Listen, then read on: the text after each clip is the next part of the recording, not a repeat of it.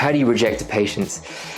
This is probably the most uncomfortable you'll be in your aesthetic medicine career. Imagine if you're consulting with someone and you just know there's some red flags, or you just know that your gut feeling is this patient isn't going to benefit from treatments.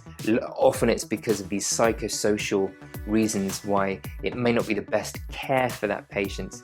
And I think the first thing to say is you're under no obligation to treat anyone in aesthetic medicine. Okay, this isn't your job. Okay, you're here to provide a service to the right patients. And so if someone is someone who you just don't want to treat because your instinct is it's not appropriate, then you have to manage that in the room, and you have to very sensitively go into that conversation with them.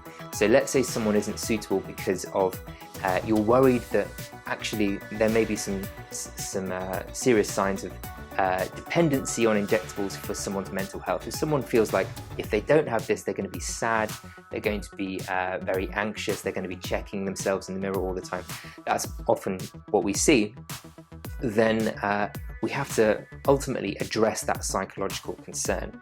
And so aesthetic medicine runs at this kind of superficial level where you look in the mirror, what would you like to look at, but underneath it all is this huge psychosocial component.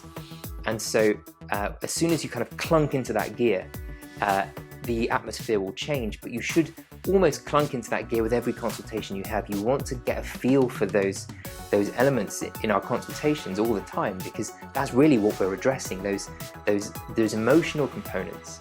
And so I think if you're familiar with those exploratory questions in your history taking, then it won't be so hard for you when you really have to tell someone, look, I really think that treating you today isn't the right thing to do. I think the way you've spoken to me, the things that you're expressing to me make me feel uncomfortable about progressing with treatment. I know this sounds like, and it's an important plan for you, but I need a bit more time.